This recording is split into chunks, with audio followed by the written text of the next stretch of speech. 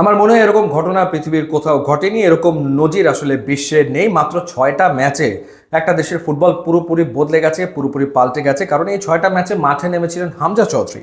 হামজা এবং সমিত সোম তারা যেন বাংলাদেশের ফুটবলের নবজাগরণ ঘটিয়েছেন এবং তারা বাংলাদেশের ফুটবলকে পুরোপুরি নতুন রূপে বিশ্ব ফুটবলে উপস্থাপন করছেন এবং তারা আসলে বাংলাদেশের ফুটবলের রূপকথা লিখে চলেছেন। প্রত্যাশা তো ছিল একেবারে আকাশ সম যে বাংলাদেশ এশিয়ান কাপে কোয়ালিফাই করবে অনেক দিন বাদে, এবং সেটা হয়নি। সেটা না হলেও পাল্টে গেছে বাংলাদেশের ফুটবল, সেটা তো আসলে বাস্তবতা।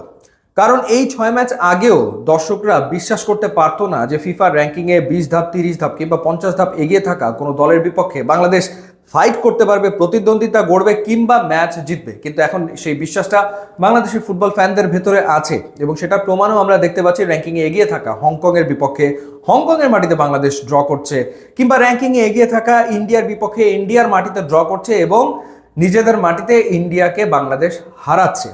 এর ভেতরে নেপালের বিপক্ষে বাংলাদেশ 2টো ম্যাচে ড্র করেছে, সেই 2টো ম্যাচের একটাতে বাংলাদেশ পরিষ্কারভাবে জিততে পারতো যদি শেষ মুহূর্তে গোল না খেতো, ভুটানের বিপক্ষে জিতেছে। সো সব মিলিয়ে আসলে এই যে হামজা চৌধুরী আসার পর বাংলাদেশ 7টা ম্যাচ খেলেছে, সেই 7টা ম্যাচের ভেতরে বাংলাদেশ হেরেছে 2টো ম্যাচ, জিতেছে 1টা ম্যাচ এবং ড্র করেছে, কিন্তু জিতেছে 2টো ম্যাচ, হেরেছেও 2টো ম্যাচ, ড্র করেছে 3টা ম্যাচ। তো বিশ্বাসটা কিন্তু সবার ভেতরে তৈরি হয়ে গেছে। এবং আরেকটা ব্যাপার মাথায় রাখতে হবে যে হামজা সমিত আসার পর আমাদের যে ফুটবলাররা, লোকাল ফুটবলাররা, তাদের সাথে বোঝা পড়ার একটা সময় কিন্তু প্রয়োজন ছিল। সেই সময়টা যত যাচ্ছে তত কিন্তু মনে হচ্ছে যে চমৎকার বোঝাপড়া হচ্ছে।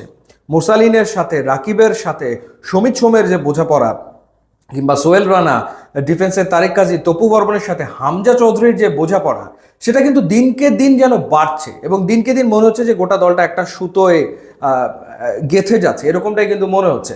এবং আমাদের ফুটবলারদেরও কিন্তু প্রতিভা রয়েছে। মোরসালিন তার প্রমাণ দেখিয়েছেন হংকংয়ের বিপক্ষে গোল করে, রাকিব গোল করেছেন হংকংয়ের বিপক্ষে।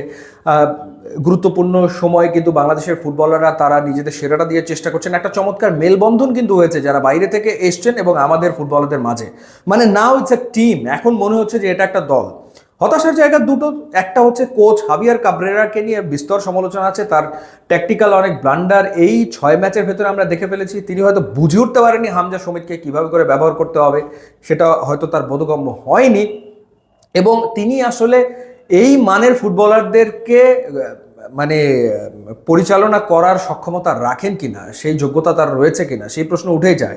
সমিত সোম এবং হামজা চৌধুরী আসলে যে মানের ফুটবলার, তো সেই ক্ষেত্রে যদি একজন দারুণ কোচ, একজন উঁচু মানের কোচ যদি পাওয়া যায় এবং গোলকিপিং পজিশনে মিতুল মার্মাকে তিনি সব ম্যাচ খেলিয়ে গেছেন, এখানে যদি আনিসুর রহমান জিকোকে ফিরিয়ে আনা হয় কিংবা শ্রাবণকেও প্রস্তুত করা হয়, গোলকিপিংয়েও যদি প্রতিদ্বন্দ্বিতা গড়ে ওঠে, ওই জায়গাটাতে ইমপ্রুভমেন্ট যদি হয় এবং একটা দুর্দান্ত কোচ যদি পাওয়া যায় যে খুব ভালো ট্যাকটিক্স দেবে মাঠে, তাহলে কিন্তু বাংলাদেশ ডেফিনেটলি এশিয়ান কাপে নেক্সট বারই খেলবে। এবার হয়তো পারলো না, কিন্তু সেই বিশ্বাসটা সবার ভেতরে তৈরি হয়ে গেছে যে বাংলাদেশ নেক্সট বারই এশিয়ান কাপে খেলবে। এই হামজা সমিত কিংবা আমাদের মোরসালিন কিংবা আগামী দিনের তারকা মোর্শেদের হাত ধরে যাই হোক না কেন, বাংলাদেশ আগামী দিনে খেলবে এশিয়ান কাপে, সেই বিশ্বাসটা সবার ভেতরে এখন আছে। ইউটিউব ইনস্টাগ্রাম লিঙ্ক দেওয়া আছে, আপনারা যোগ দিলে খুবই খুশি হবো। And thanks for watching.